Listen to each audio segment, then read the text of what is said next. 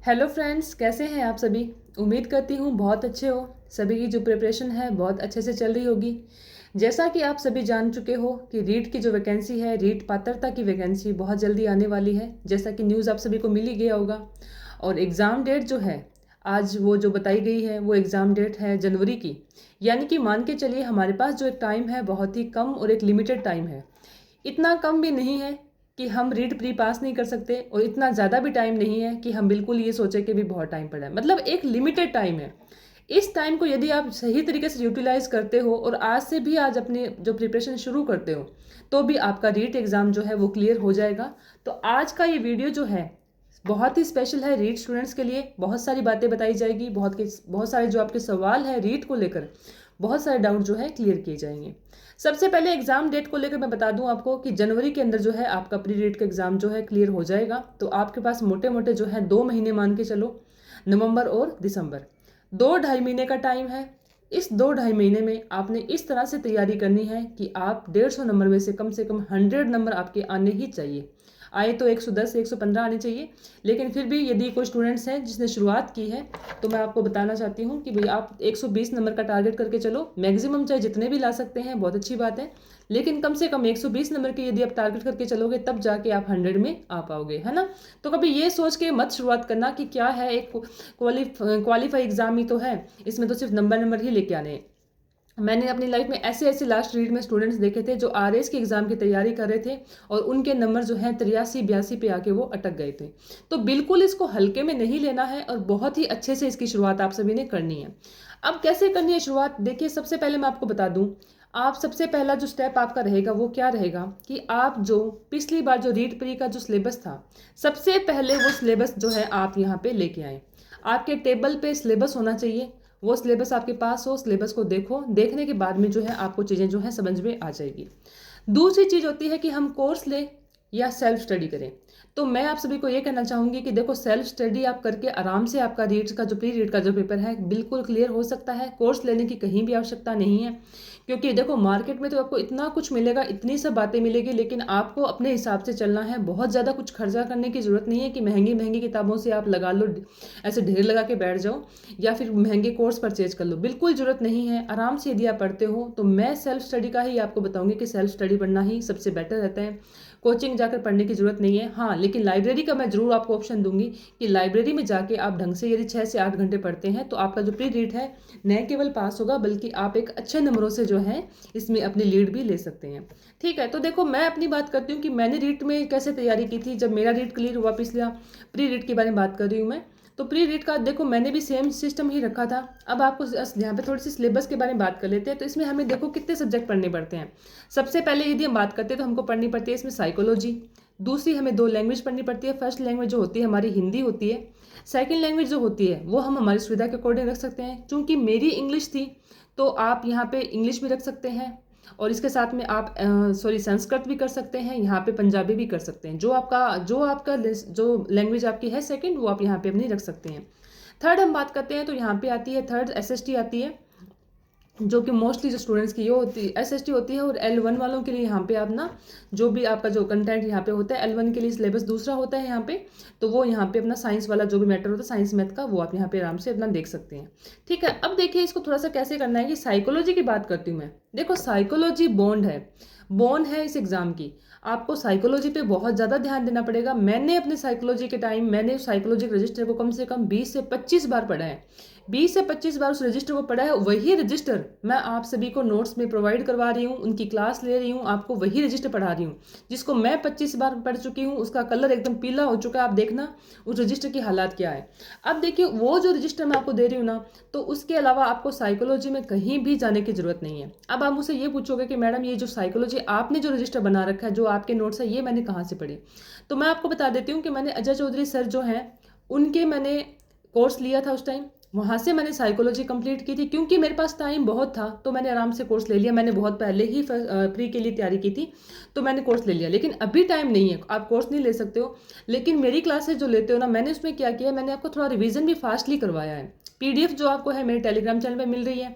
और रिवीजन में आपको जो है, सिर्फ रिवीजन में पढ़ा क्यों रही हूँ आपको यूट्यूब पे, वो इसलिए ताकि उसमें कुछ चीज़ें आपको समझ में नहीं आए कि मैंने क्या लिख रखा है, तो वो सब समझाने के लिए मैं आपको वहाँ पे क्लास में थोड़ा सा ले रही हूँ। तो आप क्लास लेना पहले, उसके बाद में आप टेलीग्राम पे जाके PDF ले लेना और वहाँ से उसको अच्छे से पढ़ना।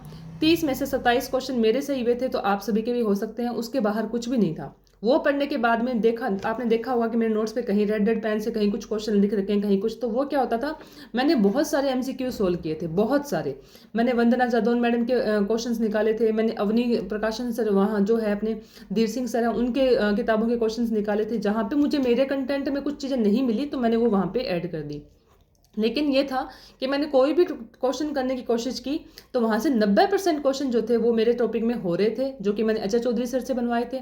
तो आपको मैं साइकोलॉजी के लिए तो मैं ये कहूँगी कि वो क्लासें ले लो, आपको कहीं भटकने की जरूरत नहीं है साइकोलॉजी के लिए। अब आप कहीं कोर्स खरीदते हो तो 2 महीने से पहले आपका कोर्स नहीं कंप्लीट होगा, और 2 महीने अगर आप कोर्स लोगे तो फिर रिवीजन कब करोगे। मैंने कहा कि मैंने 10 से 20-25 बार मैं रिवीजन कर चुकी हूँ, मुझे याद भी नहीं है कि पता नहीं कितनी बार वो मेरी आंखों में से निकला था। तब जाके आज साइकोलॉजी जो है बहुत अच्छी है, ऐसा लगता है कि चलो भाई इस सब्जेक्ट में हमारी कमांड है।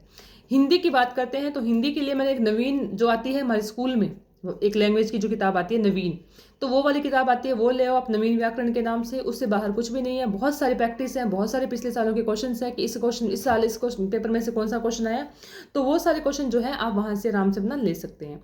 इंग्लिश के लिए 30 नंबर की इंग्लिश आती है, ग्रामर आएगी। देखो इसमें भी क्या है, हिंदी इंग्लिश दोनों में 15-15 नंबर की ग्रामर आती है, 15-15 नंबर के इसमें अपने को टीचिंग मेथड्स वगैरह आते हैं। तो देखो जिसकी इंग्लिश कमजोर भी है ना, वो टीचिंग मेथड्स को पहले पकड़ लेना, पहले वो टीचिंग मेथड्स वाला जो साइड है वो कंप्लीट करके अपना 15 नंबर का ग्रामर वाला पार्ट है वो इसको हल कर लेना, ठीक है। और इंग्लिश के लिए अगर यदि मैं आपको बताऊं तो सिखवाल की जो क्लास की किताबें आती है बहुत अच्छी है, वहां से आपका इंग्लिश क्लियर हो जाएगा। अब आते हैं हम मेन हमारा सब्जेक्ट जो आता है SST। SST में देखिए आपको क्या क्या पढ़ना पड़ेगा। SST में आपको हिस्ट्री भी पढ़नी पड़ेगी, आपको ज्योग्राफी भी पढ़नी पड़ेगी, आपको पॉलिटी साइंस भी पढ़नी पड़ेगी, और आपको टीचिंग मेथड्स भी पढ़ने पड़ेंगे। टीचिंग मेथड्स का रीट में सबसे बड़ा रोल है। शुरुआत से कह रही हूँ, टीचिंग मेथड्स को कभी ये मत समझ के पढ़ना कि ये तो मैं लास्ट में पढ़ के 10 दिन में क्लियर कर लूँगा। जिस स्टूडेंट्स ने ये गलती करी, 10 मिनट का खेल समझा, 10 दिन का खेल समझा, उनका खुद का ही खेल बन गया।